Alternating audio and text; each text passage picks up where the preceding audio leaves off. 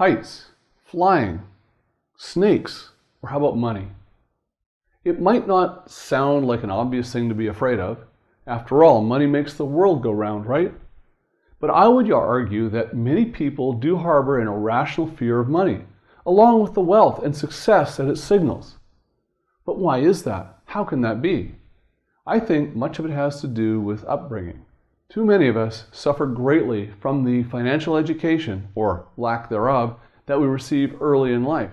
Do what you love and you'll never work a day in your life. But there's a side effects that come along with the cues that many of us receive about the role of money in the world. No matter how much of a training in business or finance that we later receive down the line, it can be very difficult, if not impossible, to unlearn all of these lessons. Upbringing has so much to do with the fact that way too many people seem to go through life just living hand to mouth, really just barely able to make ends meet. They don't do this because they don't have talent or because they don't have any opportunities to seize. They do it because they're truly afraid.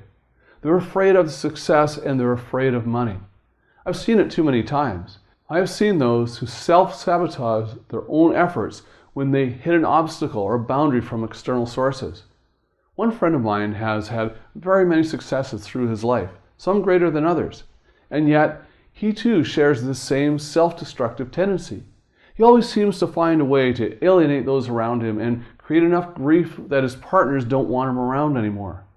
Even as I've tried to discuss it gently with him, he is just simply closed-minded to it and won't accept it. It's everyone else's fault, and it's that view in his own mind. Many others have been raised to think of money itself as a bad thing. There surely is a place for modesty and thrift in all of our lives.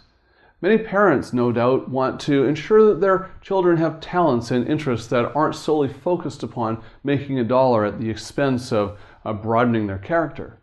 But the proper balance is often not struck, and children receive the message that to aspire to wealth is uncouth or indicative of being a bad person. This may stem from the resentment or jealousy they may have. It may come from being working class and not seeing a viable pathway to ascending the economic ladder. But it is obviously poisonous and counterproductive to the goal of encouraging our children to reach for as high as their sights can take them. Over time, we begin to instill in ourselves a self-image that we are not people of wealth. And we follow that notion to the natural conclusions of not thinking outside the box on how we can increase our assets. We tell ourselves that it's greedy or selfish to aspire to money. And we begin to accept living in a second-rate life in which we are not able to pursue our dreams or do the things that we really love to do. Being wealthy is about creating space in your life, abundance, and prosperity that allow you to fully harness your highest gifts and make an impact on your community and those you love. I don't see anything unseemly or wrong about taking the journey that will help lead you to this place. It may mean unlearning some of the habits and assumptions that you learned as a childhood. There's a lot to be said for growing up in a modest family, for the way it can ultimately drive many to succeed while keeping them in touch with the down-to-earth values. But you may also have to learn that it's okay to aspire to something bigger. It may have not been words that gave you these ideas, but simple cues sent to you by living in a modest home that have told you that it would be disgraceful or disrespectful if you want to aim for a different level of success. For many of us, more wealth might signify more risk. We might shy away from taking a big risk or accepting a new opportunity because we are uncomfortable with being on the high wire and set up to potentially not succeed. Many of us instinctively gravitate to a strategy of spending less and being fruitful because this fits in with our notions of spending is bad. By holding on to all of your money, you may even be able to cling to the comfort of still feeling like you are living a certain modest type of a lifestyle. In truth, the most important part of amassing wealth involves adding more money coming in rather than simply watching every penny. How many people go home from work and never think to use their gifts to go to work for themselves in their free time? We all have more time and ability than we really think. What holds us back is our mindset that tells us that we owe complete loyalty to an employer rather than diversifying our income sources. Savers are often afraid not only to spend, but afraid to earn more money. It's not necessarily that they wouldn't take a raise, but they never take the initiative to launch their own hustle or really any other business idea.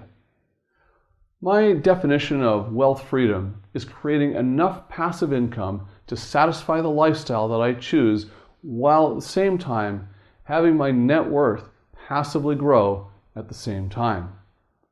When you do this, you have freedom. You have wealth freedom. So what can you do to begin to open your perception of wealth and cast aside your fears about succeeding? It begins with letting go of guilt. Don't let your sense of justice about inequality prevent you from striving for the very best for yourself.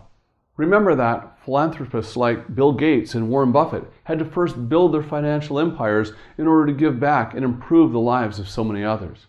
There's nothing incompatible about being a solid business person and contributing altruistically to society with the bounty of what you've achieved. Don't let a nagging sense of unfairness stop you from helping others down the line. It may help to do some volunteer work. You not only will be able to feed your own soul if you're yearning to engage in service opportunities, but you'll also see how almost every nonprofit or altruistic organization is dependent upon cash flow and revenue to function.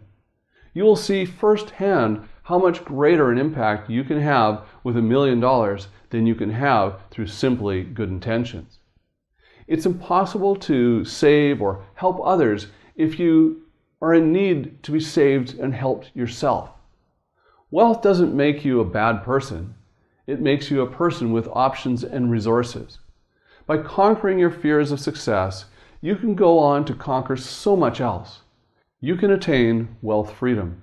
It's a simple process that you can decide to take charge of. So start today, act today, and take charge of your life so you can have wealth freedom. You can also learn more at my website, TonyNewmeyer.com. Receive free trainings or articles simply by registering there.